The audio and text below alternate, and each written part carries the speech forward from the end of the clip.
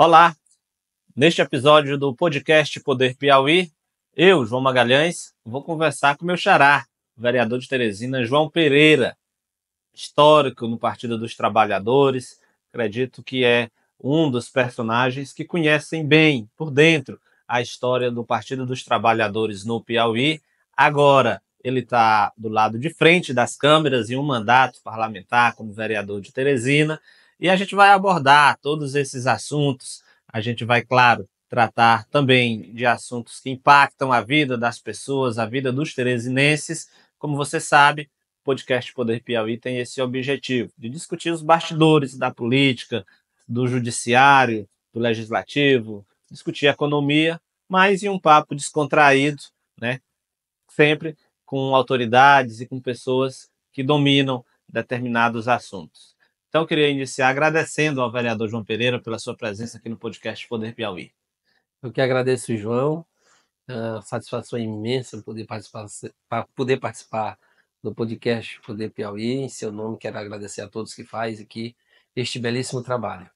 Vereador, antes da gente começar a discutir questões relacionadas à Teresina, antes da gente começar a discutir o seu mandato parlamentar, eu não posso perder a oportunidade de saber mais da sua experiência, porque antes de o senhor ser vereador, o senhor era muito conhecido como uma das pessoas que ajudavam a resolver problemas internos no PT, né? Brigas internas no PT. O senhor ocupou os cargos lá de secretário-geral, enfim, tem uma experiência muito grande dentro do Partido dos Trabalhadores, que muita gente critica, mas se tem uma coisa que eu acho que o senhor vai concordar comigo, se tem uma coisa que é forte, é a questão da democracia interna no PT. Lá o governador do estado e um filiado sem mandato, nas reuniões, eles estão normalmente no mesmo patamar, então a chance, de repente, de algum assunto virar uma polêmica é grande. Eu queria que, nesse início de conversa, o senhor se apresentasse um pouco, falasse desses anos que o senhor teve nos bastidores do PT, e aí, à medida em que a conversa for avançando, a gente vai pontuando aí algumas confusões que o senhor pode ter ajudado a resolver ou ter presenciado. Queria que o senhor ficasse bem à vontade para começar falando quantos anos o senhor tem de PT e como foi a sua construção enquanto petista até chegar ao mandato parlamentar. Olha, eu achei maravilhoso, né, seus questionamentos. Eu tenho 47 anos de idade, eu tenho 32 anos de simpatia pelo Partido dos Trabalhadores. Minha primeira inserção política no Partido dos Trabalhadores foi já nas campanhas da Trindade, Nazareno. E me simpatizei pelo Partido dos Trabalhadores ouvindo 4 pessoas, eu sempre gosto de dizer isso. Ouvi o Antônio José Medeiros falando que era possível o trabalhador rural participar da política, e ele, como sociólogo, professor da Universidade Federal, tinha uma relação intensa com os trabalhadores rurais, e nessa época eu era ainda meio menino, estava aqui meio que no interior. Sim. Quando de vez ia lá, ajudava meu pai na roça e tudo. E aí a deputada Francisca Trindade, o que eu chamo de deputada Francisca Trindade em memória, porque eu me refiro ao último cargo dela como deputada federal. Mas ouvindo a Trindade, através do rádio, falar que o pobre tinha que ter uma moradia digna. Olha, eu estou voltando lá Sim. atrás para a gente poder compreender. A gente está falando da década de 80? Na década de 80, 85, ali, na década já chegando nos 90. Sim. Depois eu ouvi o discurso do Nazareno Fonteles, que era possível se fazer política com seriedade, com honestidade, em combater a fome, a miséria. Aquilo ali, para mim, era, digamos assim, eu me encontrava nessas falas. E, por último, a Regina. Regina Souza. Regina Souza falando da moralidade que tinha que ter no serviço público. A Regina era bancária nessa época, se eu não me falha a memória, era presidenta do sindicato dos bancários ou da direção. Então essas 4 falas foi me norteando a me aproximar cada vez mais do Partido dos Trabalhadores. E aí em 1998, eu ajudei uma colega do PT chamada Guiomar. Foi a primeira vez que eu me envolvi ali numa campanha mais direta de alguém ali. E logo em seguida 4 anos depois, aí eu fui ajudar o professor Antônio José Medeiros, que era candidato a deputado estadual, e nessa época ele venceu as eleições, o presidente Lula venceu, o Wellington Wellington Dias, venceu para governador e a Francisca Trindade se elegeu deputado deputada federal. federal. Para você ver, o time que eu sempre escutava estava ali mais uma vez se posicionando em do mandato. E aquilo ali foi me aproximando cada vez mais do núcleo do PT, Isso é, das instâncias partidárias. E aí, quando você menos espera, você já está dentro das instâncias. Aí eu já estou como secretário-geral, aí depois secretário de organização, depois secretário de Relações Institucionais, no qual eu sou hoje, membro do diretório nacional. Eu fico me revezando, o João Pereira, o deputado Lima, um na suplente, outro efetivo e vice-versa. Então, a minha história de PT foi assim, mais intensamente a partir de 2004, sim. quando eu me aproximei mais ainda do saudoso em memória deputado federal Assis Carvalho, no qual, em 2004, eu fui ser seu assessor. Então, foi mais o Assis, 20 anos de caminhada. 20 anos ao lado do Assis, se elegeu deputado estadual, eu ali na coordenação, deputado federal, eu coordenando o time político, reeleição de federal, eu coordenando, terceira eleição de federal, eu coordenando. Então, isso me permitiu, ao lado do Assis, aí conhecer o Brasil inteiro, os 224 municípios, e tomando algumas decisões Sim. como membro da direção, e sempre fui um articulista político ali nos Uhum. bastidores, ajudando a eleger prefeito, ajudando a eleger vereador, deputado estadual, deputado federal, não só do PT, como de outros partidos. Eu sempre converso com outros colegas Sim. de outros partidos. Graças a Deus, modesta parte, eu tenho ainda, digamos assim, uma boa conversa com os deputados, oriento muitos deles. Agora mesmo lá na Câmara, quando em vez de receber visita lá de vários deputados, seja deputado estadual, deputado federal, independe do que eu voto, dos que eu voto, coordeno, mas pela essa boa relação política que eu sempre tive. Então, no PT, eu tinha aqui essa articulação da gente resolver conflito. Conflito em Morro do Chapéu, conflito em José de Freitas, conflito em Teresina, conflito em Nazária, conflito em Picos, conflito em Pio Nono. Eu posso citar aqui vários municípios que a gente sempre resolveu. E na política é assim, tem hora que você tem que tomar uma posição dura, firme, porque a política chega um momento que a gente faz o diálogo, mas quando não fecha, aí não tem jeito. Aí nós vamos para a votação e resolve. Eu sei, no PT esse espaço de democracia interna realmente é sempre visto como um lugar diferenciado, né? Esses embates, muitas discussões, às vezes a gente que acompanha a política até diz, olha, muitas dessas confusões deveriam ser apenas internamente, para eles ficarem sabendo e se resolverem lá. Mas muitas vezes essas confusões internas elas vêm ao público e aí você vê dois petistas brigando como se fossem adversários ferrenhos, enquanto que na verdade estão na mesma sigla. Depois que tomam a decisão, é verdade que todo mundo se une em torno daquela decisão? Como você acompanhou esses processos Olha, de discussões eu internas tenho dentro do acompanhado PT? várias discussões, inclusive discussões de alguém jogar a cadeira no outro companheiro ali dentro daquela sala, Tudo amigo, mas daquele auditório, porque um quer que a sua posição política prevaleça e vai os debates. Hoje, com os celulares, né, os meios de comunicação mais avançados, as redes sociais, qualquer reunião hoje, ela é publicizada. sim, Então, antigamente ainda ficava ainda ali a rádio Fuxico, né? O sim. cara ia dizendo para um e vice-versa. Hoje não. Terminou ali até ao vivo. Alguém já está ali filmando e Uhum. publicizando aquele desentendimento. O que é bom no PT é duas coisas. Primeiro, do governador ao presidente, ao filiado. Quando nós estamos numa plenária, nós somos nivelados aqui, ó. Não tenho mais, não tenho menos. As discussões, o poder de fala é o mesmo. Quando a gente vai para essas discussões, aí às vezes tem que votar o voto do governador, do João Pereira, que é vereador, do filiado comum, o voto é um só. Fala o mesmo tanto. Está no mesmo nível, não muda absolutamente nada. E o PT ainda é um partido diferente dos demais, nas suas instâncias, por exemplo, e nós vamos já vivenciar isso. De ontem foi um dia, a tarde de muita reunião, para você ter uma ideia, onde passamos a tarde toda reunido com o deputado estadual, com o deputado federal, com Regina, com outras agremiações que são da direção, para a gente encontrar aqui um entendimento na nova direção estadual do PT. E acredito eu que a gente vai chegar. O PT é o único partido que tem na sua instância, nas suas respectivas direções, a paridade, 50% homem, 50% mulher. Então foi uma conquista interna nossa que a gente já aplica isso já há uns 15 anos atrás. É um partido que está chegando agora, né, aos 45 anos, mas a gente comentava ainda há pouco sobre a questão de que no Brasil há uma fragmentação Toma aqui uma partidária. cajuínazinha aqui, Fique à vontade. para esfriar No Brasil há uma fragmentação partidária muito grande. São 35 partidos registrados, né, junto ao Tribunal Superior Eleitoral.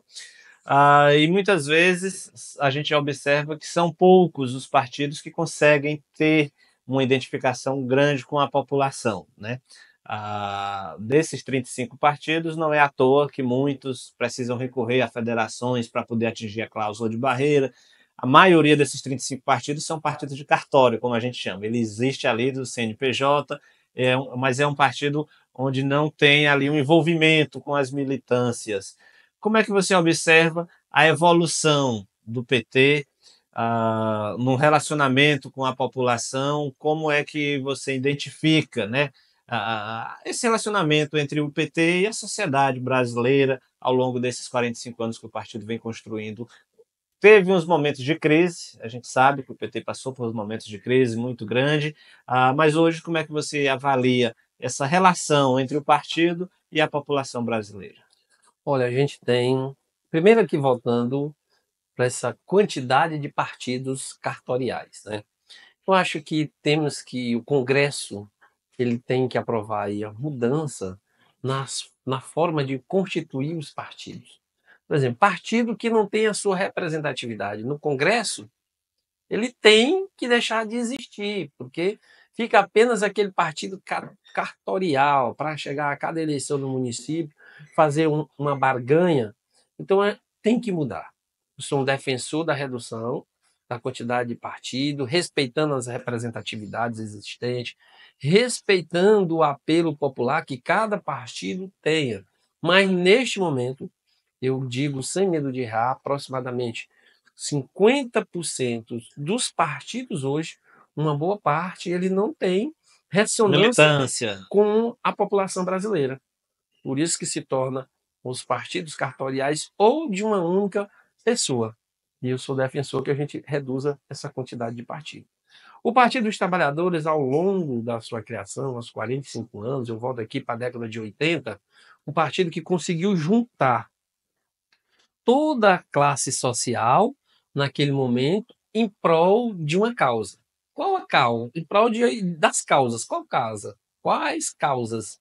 Primeiro, a defesa da democracia, né, que isso é sagrado, tem que existir entre nós, não pode de forma alguma a gente retroceder para uma possível, por exemplo, ditadura. Jamais. Não há espaço mais para isso. Então o PT conseguiu na década de 80 juntar toda a sociedade em seu entorno. A parcela da sociedade que se sentia representada para o PT começou a seguir o partido, foi feito lá a sua ata de fundação, o partido se expandiu para o Brasil inteiro e a gente foi numa crescência muito forte. Chegamos ao governo em 2002 com o presidente Lula. O presidente Lula assume em 2003 e a partir daí, alguns principais dos seus quadros foram assumir funções administrativas, deixaram de ter a sua ligação com a base. Então, de 2003 para cá, o partido foi, de certa forma, se distanciando das bases. Eu sempre gosto de dizer, nós temos uma geração inteira que não conhece o PT, Sim. que não vivenciou as lutas do PT. Não viu o PT na oposição. Não viu o PT na oposição, não viu os debates que o partido fez junto à velha política tradicional existente naquela época. Então, o PT foi distanciando, chega uma nova geração, não conhece o PT, e aí outro problema que eu considero gravíssimo, as narrativas. O PT não encontrou até então é um eixo para deixar de perder essas narrativas. Eu vou citar um exemplo clássico agora da história do Pix. Sim. Anteriormente, ainda na eleição de Teresina, teve a história que aconteceu aqui com o Fábio Novo, foi o nosso candidato a prefeito. Né? Saiu um fake news dizendo que o Fábio, sendo prefeito, ia implantar o banheiro unissex.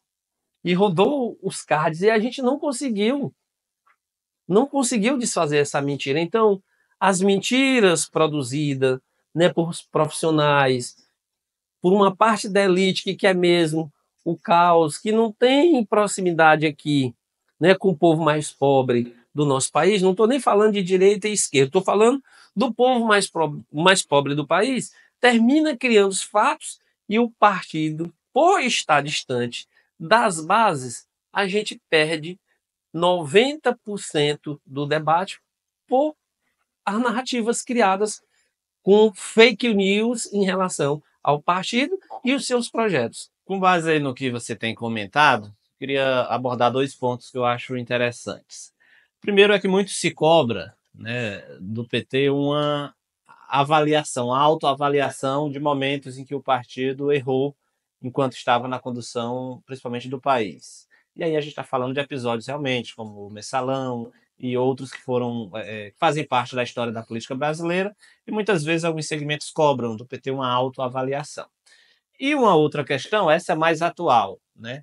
É que há um consenso, eu acredito que eu já vi até o próprio presidente Lula reconhecendo que quando a gente parte para a linguagem da rede social, a direita consegue ter narrativas que sobreponham, né, a estratégias que a esquerda. Parece que o campo político que o PT atua ainda não conseguiu desenvolver uma linguagem na rede social que atinja, né, diretamente a população. Esse episódio do Pix é o maior exemplo, né? Você deve ter acompanhado, se acompanhou com certeza, a questão do vídeo lá do Nicolas Ferreira, deputado, viralizou, alcançou números extraordinários, e é uma narrativa que o governo, embora tivesse argumentos suficientes para mostrar de forma técnica qual era a decisão que vinha sendo tomada, ele perdeu a guerra midiática, né, nas redes sociais. Queria ouvir você sobre essas 2 questões.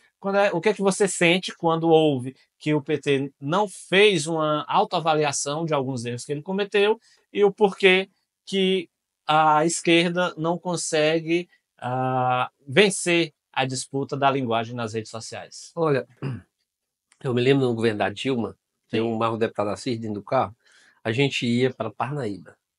E foi aquela loucura, o primeiro teste que eles fizeram com a gente, foi aquela loucura sobre o Bolsa Família. Quem não sacar aqui o Bolsa Família... Hoje era um domingo, se eu não estou enganado. Perfeitamente. O boato surgiu sábado de tarde.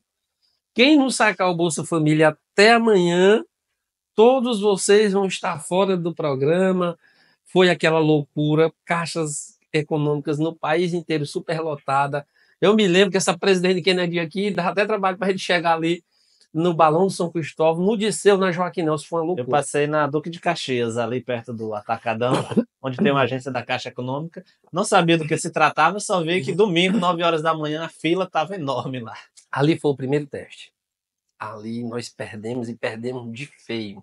Quando terminar aqui o nosso podcast, você pode pesquisar. Ali foi um teste que fizeram, a gente perdeu, e de lá para cá, eles nunca deixaram de fazer essas narrativas mentirosas através dos fake news. Quando você fala da autoavaliação, é fato. Nós temos que fazer uma autocrítica das nossas posições políticas perante a população. Eu vou citar aqui um exemplo. O presidente Lula ganhou agora, e um dos nossos debates no plano de governo era a questão da taxação, quem ganhasse até 5 mil reais. Era o plano de governo do Lula, né? Isentar o A imposto de isenção renda para do quem imposto ganha de até renda. 5 mil reais por mês. Só que o presidente Lula não tem força no Congresso. Não tem força. Então, o que é que a população espera? A redução Da da isenção isenção do imposto de renda até reais. 5 mil reais. Colocaram, o Haddad apresentou o pacote econômico no Congresso, os deputados retiraram esse texto, aprovaram outras situações, não aprovou a taxação das grandes fortunas, voltou esse projeto que o Haddad tinha apresentado no Congresso, ela não vai ficar para o próximo ano. E até então, nada. Então, a população espera do presidente Lula essa posição. A gente termina perdendo o debate, porque não tem a contra-informação. O presidente Lula mandou, através do seu ministro Haddad, encaminhou, mas infelizmente o Congresso não voltou. O Congresso, que são maioria lá da direita, não aceitou. Do Centrão, No né? Centrão. Outro, a questão do próprio orçamento. A gente estava conversando ali, o orçamento de 2025 não foi aprovado. Se justifica 513 deputados, tem lá a bancada do PT com 70 e poucos, mas os demais não estão nem aí para bulufas do orçamento, que é fundamental para o país ter a sua receita, para o presidente ter a sua receita, o executivo ter a sua receita para fazer despesas que venham fortalecer país, né? as ações para o povo. Então, aí qual é a previsão? Em março. Aí onde o PT peca, o PT perde, porque o PT não vai fazer não coloca a contra-informação, não coloca o que está acontecendo. Para uma parte da população, o problema todo é do presidente Lula e do seu partido, no qual é filiado. Então, eu citei aqui essas duas situações que a gente termina perdendo o debate, porque a gente também não se antecipa. Pé de meia, que ajuda aí a juventude, fortalece, que é o mesmo público do pé de meia, é o mesmo público do Bolsa Família. Vamos lá fazer uma pergunta lá aos jovens, qual a importância desse projeto? Então, os jovens nem vai saber responder, não vai nem saber se existiu, se o presidente e os seus secretários que autorizou um projeto desse é do Partido dos Trabalhadores. Então, o PT, ele falta, ele perde quando ele não faz formação, ele perde quando ele não tem uma comunicação ali à altura do que o momento requer. O PT perde quando ele não investe na comunicação. O PT perde quando ele não investe na comunicação barras redes sociais. O PT perde quando ele não investe nos comunicadores. É uma necessidade real hoje, não só do Brasil, mas do mundo. Eu gosto de dizer, nós estamos em duas guerras. Nós estamos uma guerra que é aquela armada, né, que o cidadão aponta os canhão lá e autoriza um país bombardear o outro, e nós estamos numa guerra mais perigosa ainda, que é a guerra digital. Sim. Essa guerra é uma guerra declarada. Alcança todo mundo, né? Com certeza.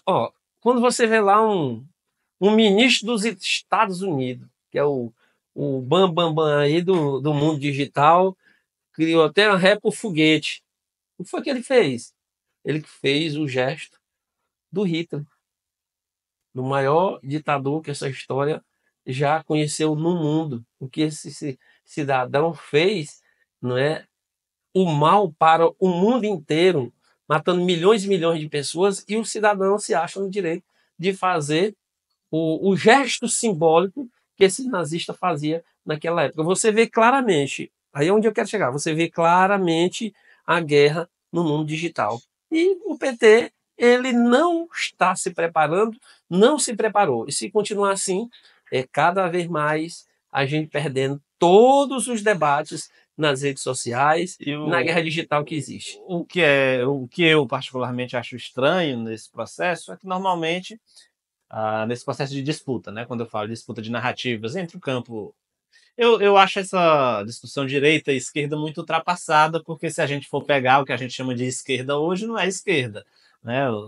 E se a gente for pegar o que é chamar historicamente o que é de direita, a gente não tem hoje partidos também que se enquadram no perfil ideológico da direita. Mas, enfim, é como as pessoas chamam e é assim que a gente vai. Eu vou usar essa nomenclatura agora. Por isso que eu falei dos pobres. Você viu que eu não falei direita nem esquerda. Eu digo, eu também concordo com você. Acho isso muito ultrapassado. Porque você diz assim, bora lá.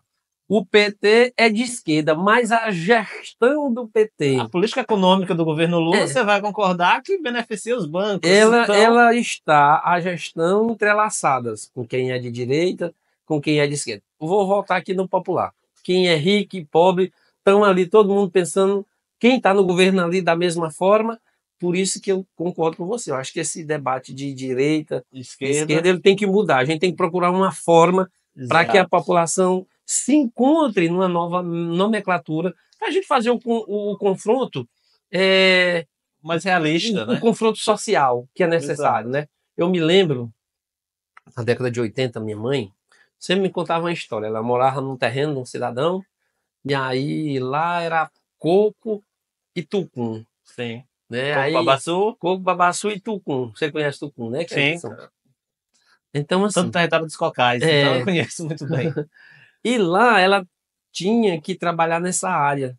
Ela quebrava lá por semana suas 4 latas de tucum, seus sacos de coco, e ela era obrigada, com meu pai, a vender tudo que eles produziram na semana Sim. para o cidadão que era dono Dono deste da terra. terreno, porque ele tinha lá uma bodegazinha lá, que era uma Onde forma, fornecia os perfeito, que alimentos. era uma forma de controlar, não é, aquela renda Sim. que estava ali em torno do sítio dele, aliás, da terra dele. E aí, detalhe, além que só poderia ela vender para ele, também comprar os produtos Dele. da sobrevivência da família, só no comércio também. E você vê ali claramente uma exploração, não é? Sim. Então, eu estou voltando esse fato para a realidade aqui hoje. Então, os ricos, a ideia deles é cada vez estar mais ricos e dificilmente abre espaço para os mais pobres, a camada mais pobre, crescer. Muitas vezes É, adquirirem o básico.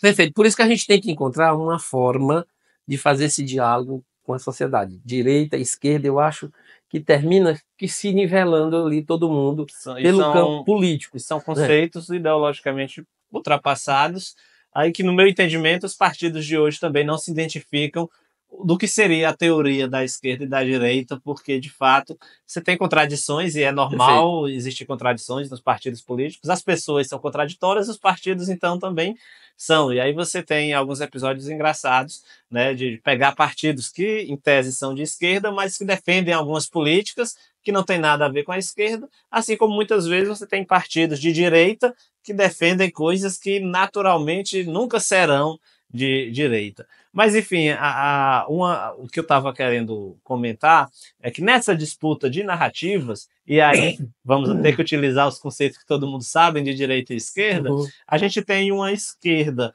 que está no exercício do poder, no governo federal. Então, se você está no exercício do poder, em tese, você deveria ter mais condições de emplacar uma narrativa, porque você tem o poder em si, você tem o orçamento, você tem acesso, obviamente, às melhores agências, às melhores cabeças pensantes no que diz respeito às estratégias de comunicação, mas mesmo assim, no exercício e no controle do poder, a esquerda, o PT, acaba vendo a direita se sobrepondo nas suas narrativas, mesmo ela estando, em tese, fora do poder. É claro que ela tem mais acesso à questão empresarial, à questão de ordem econômica, mas a gente sabe que, em tese, o poder do governo deveria ser mais forte no que diz respeito a tentar emplacar essas narrativas, e o PT hoje não consegue. Eu vejo que o PT perde muitas narrativas, porque mesmo no exercício do poder, ele sai atrás. Ao invés dele lançar a informação, os adversários é quem lançam uma informação, e aí muitas vezes se utilizam até de estratégias, né, de fake news,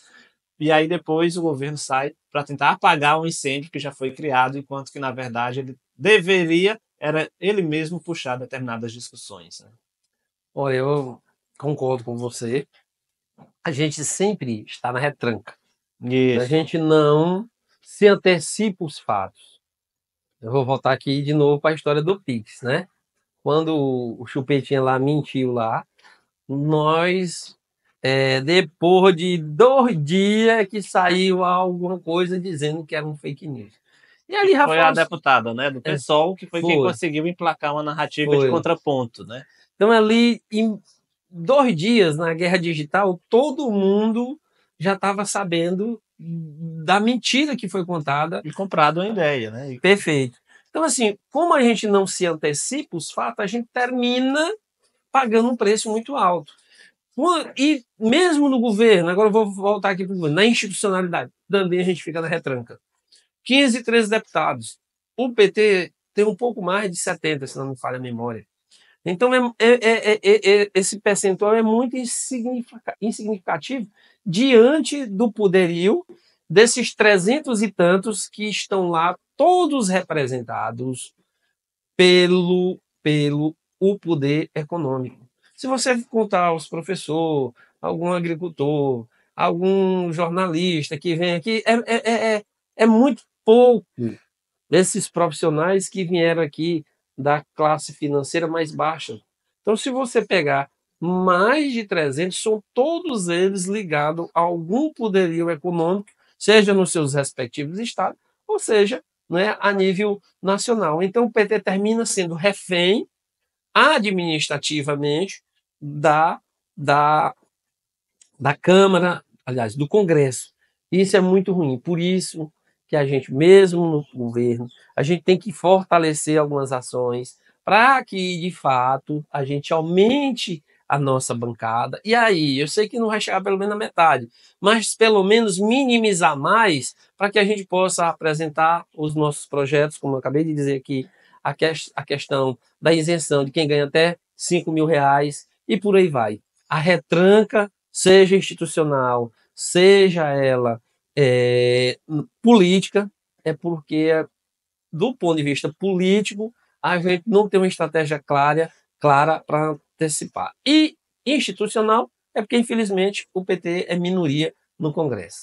Tá, vereador. Só para a gente encerrar essa discussão sobre o PT, e partir para algumas questões mais do seu mandato como parlamentar, mas a gente realmente não podia perder a oportunidade de conversar, né, sobre essas questões ideológicas do partido, porque a sua presença ela evidencia, né? O senhor conhece muito bem, como eu disse, o processo histórico de formação do PT. O PT vai passar lá no mês de junho pelas eleições, né? Eleição de diretório municipal, diretório estadual e nacional. O senhor está colocando seu nome à disposição? Está pensando em retirar? Está pensando em ir até o final? Qual é o diálogo que o senhor tem construído até agora? Olha, quem me conhece sabe, não sou homem de retirada de nomes, sou homem de construção. Nós estamos trabalhando aqui fortemente uma unidade em torno da nova composição da direção do Partido dos Trabalhadores, envolvendo a bancada de deputado estadual, envolvendo a bancada de deputado federal, ouvindo o senador, ouvindo o governador, os secretários do Partido dos Trabalhadores que estão nas secretarias, a própria executiva, a militância. Então, nós estamos nesse momento da escuta para a gente encontrar um eixo. É normal qualquer filiado colocar o nome. Está lá para o presidente estadual João Pereira, Fábio Novo, deputado Lima, companheira Bel de Picos, vereador Dudu, meu companheiro de bancada na Câmara de Teresina, e o Getan. Tem alguns nomes. É natural a gente colocar o nome, como também é natural a gente ir afunilando, não é? Fazendo os entendimentos para que as correntes internas se sintam representadas na próxima executiva. Não basta só eleger o presidente. Eu disse isso ontem, numa reunião para vários deputados estaduais, deputado federal, inclusive a Regina Otávio e o Marcelino. Nós temos que eleger um presidente, mas também uma boa executiva, porque a partir daí a gente vai planejar as eleições de 2026 e as eleições de 2028. É natural se acontecer um acordo. E nós estamos trabalhando para isso. Uns vai para o nacional, outros vai para o estado, outros irão aqui para o Diretório Municipal de Teresina, para a presidência de Teresina. É natural a gente fazer esse entendimento. O que eu faço, e você me perguntou bem no início, termino sendo uma espécie de um dos juízes, né? Nesse processo todo, para a gente encontrar um entendimento, mas meu nome está à disposição. Graças a Deus eu tenho uma boa relação nos 224 municípios, nos 219 diretórios municipais, na bancada de 12 deputados estadual, de 4 federal, de 7 vereadores aqui na capital. Fora a capital, nós temos 514 vereadores no Piauí inteiro. Então essa junção vai nos permitir a gente fazer aí digamos assim, um entendimento para que a gente, em vez de no dia 6/7 ir para a votação, a gente faça uma grande festa, não é, envolvendo todas as correntes políticas, todas as partes que estão nesse processo. Tá certo. O senhor tem essa experiência de bastidores, que é extensa, como o senhor comentou. Agora está tendo a oportunidade de vivenciar um outro momento, que é a questão do mandato parlamentar, né? Você até brinquei aqui, você sai dos bastidores e passa aí para frente das câmeras agora no exercício do mandato de vereador. Como é que tem sido essa experiência e que o senhor se destaca, o que o senhor destaca nesse seu primeiro mês de mandato? Nessa semana a gente teve a abertura do ano legislativo. Como é agora, né? O que é de diferente? Olha, eu disse para os meninos, né, no dia da abertura dos trabalhos, lá para minha equipe, olha, eu botava um peso nas costas de alguém, agora eu tirei das costas de alguém e coloquei na nossa. Mas assim, primeiro eu encaro com muita seriedade e responsabilidade esse momento que a gente está vivenciando, que é ser vereador na cidade de 1 milhão de habitantes. Nós assumimos no dia primeiro, já fiz ali um discurso mostrando que o nosso mandato ele será voltado para as minorias, no combate à fome, no combate à miséria, nas desigualdades sociais. O homem público ele tem que ter essa sensibilidade, porque senão você termina deixando uma parte da população excluída desse processo. O que eu tenho adotado? Esse critério, porque ele vai me nortear a fazer um bom mandato. No dia 4, que voltou os trabalhos, antes mesmo eu já tinha protocolado um requerimento que trata da questão da audiência pública, que trata da água de Teresina aqui na cidade, sobre as tarifas cobradas, que eu considero abusivas em algumas regiões da capital. Protocolamos lá um requerimento para implantação de bebedouros públicos no centro de Teresina, não só para os usuários que trafegam no centro, mas também para as pessoas que vivem na rua ali no centro, que são em torno de 1.000 e poucas pessoas que vivem lá no centro. E essas pessoas bebem água, você tem uma ideia, de esgoto. Muitos deles não têm aonde beber água potável, eles se deslocam aí para pedir em algum ponto comercial, muitos deles não dá. Então, eu ouvi, inclusive, esse relato da secretária de Assistência Social aqui do Estado, a minha querida Regina, e de pronto eu atendi. E atendi também um outro requerimento que é dos comerciários. Teresina precisa voltar, centro de Teresina precisa voltar ao que era. E nesse sentido, eu entendo que a valorização dos comerciários, dos profissionais que vivem ali no centro, ele é necessário. Aprovei um requerimento para que seja implantada uma creche comunitária de tempo integral ali no Sim. centro. Pode fazer a parceria com o governo do estado e o município, mas nós temos que implantar urgentemente. Por quê? Só os comerciários receberam uma demanda de um pouco mais de 500 pedidos de vagas para creches ali no centro. Então, um número altíssimo. O que eu tenho defendido? E aí eu conversei até com o secretário. O nosso mandato ele será para reduzir, para zerar esse déficit de creches em Teresina. Eu só tenho uma sociedade melhor se as nossas crianças estiverem na escola na idade certa. Nós temos que capacitar as nossas crianças, os nossos pré-adolescentes, a nossa juventude.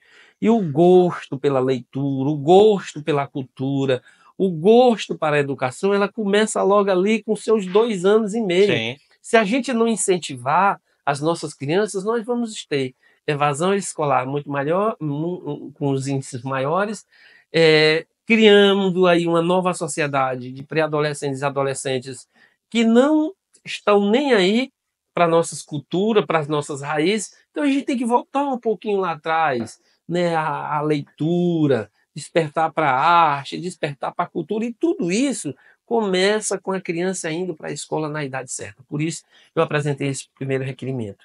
E lhe dizer que para todos que estão nos ouvindo, né, e assistindo em vários meios de comunicação, tenho muito o que aprender. Você não tem essa fórmula pronta. A cada dia vai surgindo as demandas, os projetos, e você vai se aperfeiçoando. Eu tenho lá, como livro de cabeceira, 4 eixos. Primeira infância, saúde e educação. eu quero zerar, ajudar, dar a nossa contribuição para zerar as filas de cirurgias infantil, como zerar o déficit de educação infantil. A produção agrícola na nossa capital, que não existe, o prefeito, no dia da abertura, ele fez lá um relato, e é verídico, porque eu tenho esses dados, que 85% do que os teresinenses compram, né, na área de hortifrutos é tudo de fora.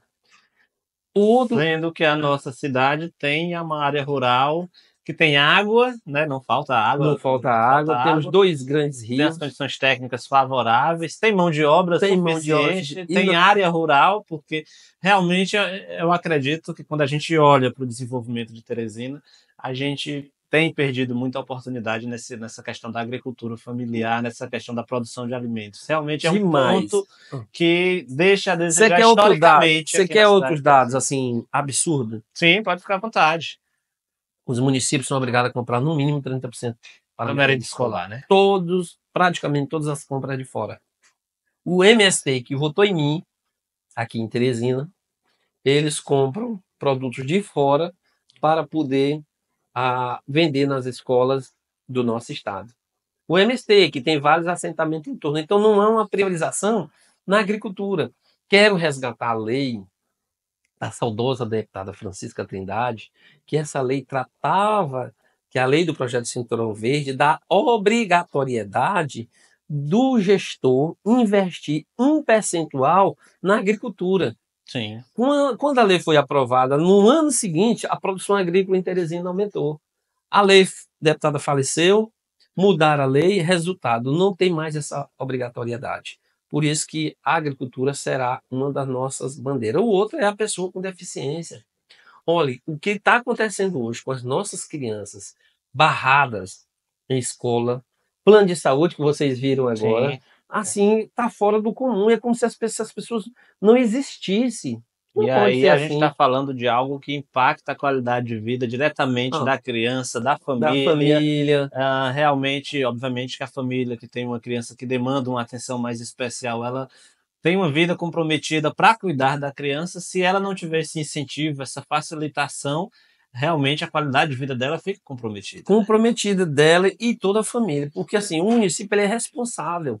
Claro que ele não é responsável 100%, mas a contribuição do município dando estrutura para aquela família ela é necessária. Haja visto o tanto de taxas, tanto de tarifas, o tanto de imposto que a gente paga, que a população paga. Então, esse recurso ele tem que ser voltado para essas áreas para atender a demanda existente hoje em Teresina. E o outro é a questão do empreendedorismo. Sim. Nós estamos mudando lá, e aqui eu vou dizer aqui para você em primeira mão, sobre o ISS, que é o Imposto sobre Serviço.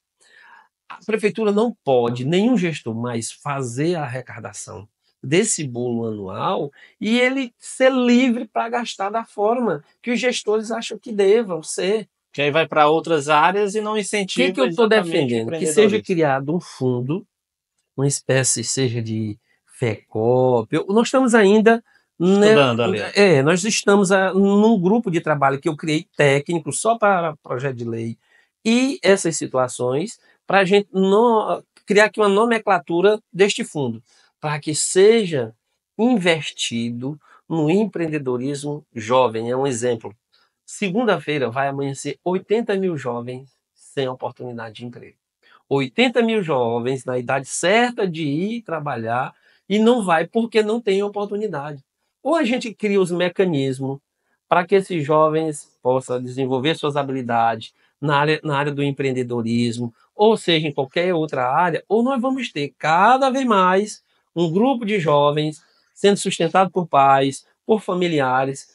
Um colega até me disse, rapaz, nós temos uma geração do leite ninho, porque é todo sustentado pelos pais. Essas pessoas querem trabalhar e não têm oportunidade. Então, esse fundo ele irá permitir a que o município, o gestor, possa fomentar pequenas iniciativas empreendedoras, tipo assim, aquele primeiro empurrão que a gente precisa na vida. Todos nós precisamos ali de alguém que nos dê as mãos para a gente crescer. Então, eu aposto muito nisso. Uma pauta sobre empreendedorismo é uma palavra que está na boca de todo mundo, né? Principalmente da classe política. Eu não sei se você vai concordar comigo, mas é um debate que tem sido prejudicado um pouco, inclusive por questões até mesmo ideológicas, né? Muita gente tratando determinados serviços como a própria categoria de aplicativos, como se fosse algo relacionado necessariamente ao empreendedorismo, enquanto que, na verdade, quando a gente discute empreendedorismo, eu entendo que a gente deveria estar tratando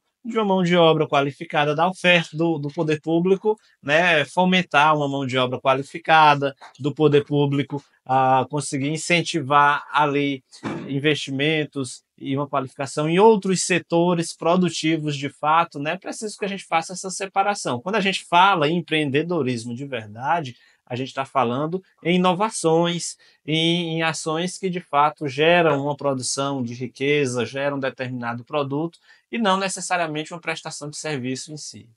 Perfeitamente, eu achei fantástico aqui, mais uma vez, sua pergunta. Eu me lembro, quando eu tinha 7 anos de idade, eu fui trabalhar vendendo coxinha, din-din, picolé, tudo que você possa imaginar. Sim. Aí não era só eu, não. Eram vários garotos naquela mesma Era o idade. normal. Era normal.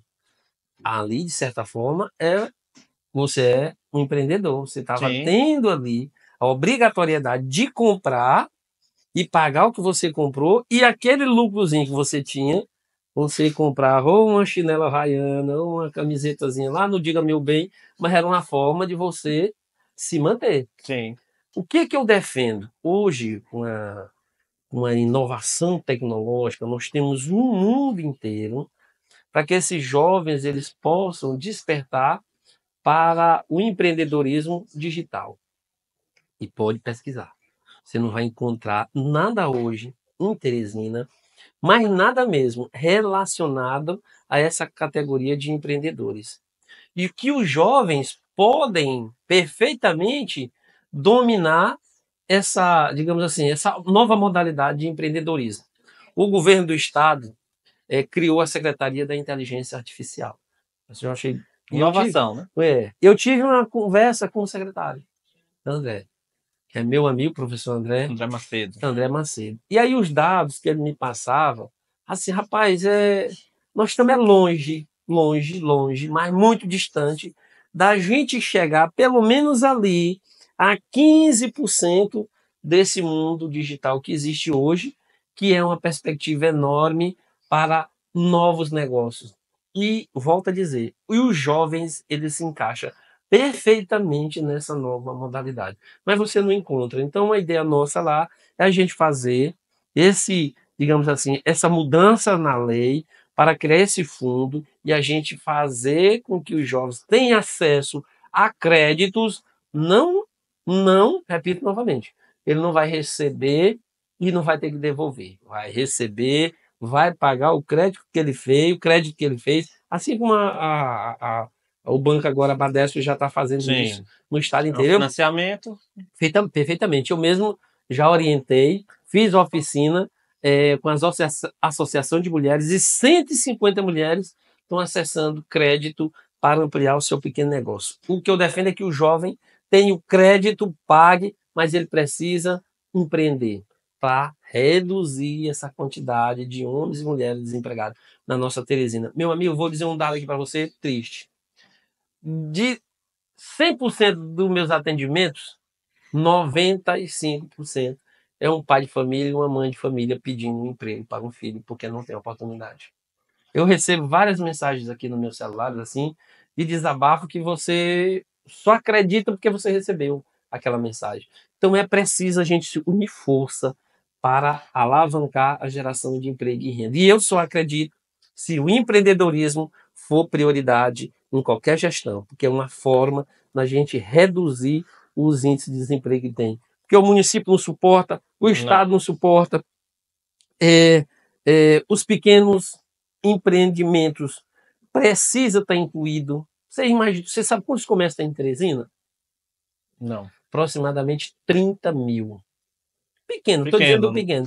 Se você oportunizar 30 mil pequenos negócios, se empregar uma pessoa, abaixa um. Nós vamos para 30 mil novos empregos. Então a gente precisa ter um olhar, sair desse feijão com arroz, sair desse negóciozinho que aqui é o caminho é aqui, a regra é essa aqui certinha. Se a gente não sair, Não inovar. não inovar, Teresina cada vez mais crescente, mas os índices de desemprego, os índices de miséria, os índices de fome, ele vai continuar aumentando. E aí, quando a gente fala de emprego, a gente está falando de dignidade, né? Com Porque, certeza. obviamente, se o cidadão tem onde morar e onde trabalhar, a vida dele já está meio caminho andado, como se diz. Olha, não tem coisa melhor do que você chegar no final do mês ou início do outro mês, você não ter ali o seu saláriozinho.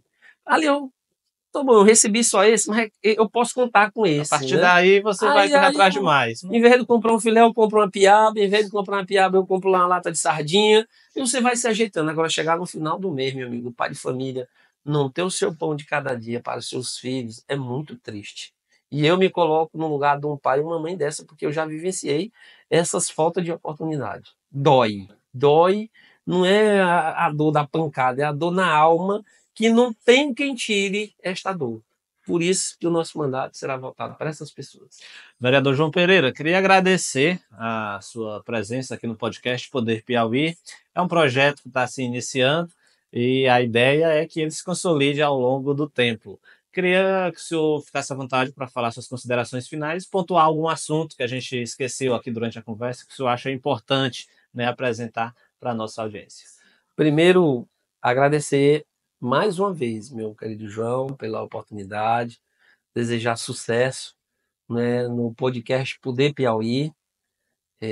Com fé em Deus, vocês vão se estender para o estado inteiro. Mais pessoas precisam ouvir entrevistas que nem estas, porque isso permite que as pessoas criem aí, digamos assim, uma noção de como é que funciona a política, a institucionalidade, e dizer que o nosso mandato ele está voltado para o povo mais pobre da nossa Teresina. A imprensa ela tem um papel fundamental. Eu sempre gosto de dizer, se não fosse a imprensa, não sei o que seria do nosso país. Então, a imprensa ela tem um papel gigantesco de informar, de dizer o que está acontecendo. O primeiro jornal que eu assisti foi na Voz do Brasil. Eu tinha 6 anos de idade. 7 horas da noite. Meu avô chamado Antônio Luiz. E aí eu ia lá para casa dele, ficava com um radinho de pilha que ele tinha bem pequenininho, botava no ouvido e eu ali do outro. Ele aqui no ouvido e eu aqui do lado dele para escutar. Então isso me permitiu que o rádio, a comunicação, ela me permitiu inclusive eu ter uma visão melhor de mundo. Então muito obrigado. Desejo vocês mais uma vez sucesso e contem com o nosso mandato nos projetos que vocês entenderem que cabe o mandato do vereador João Pereira, estarei à disposição. Muito grato. Esse episódio do Poder Piauí fica disponível no nosso canal no YouTube, também nas plataformas de áudio, com cortes nas redes sociais, para que você acompanhe e repercuta os principais assuntos abordados. Até o próximo episódio.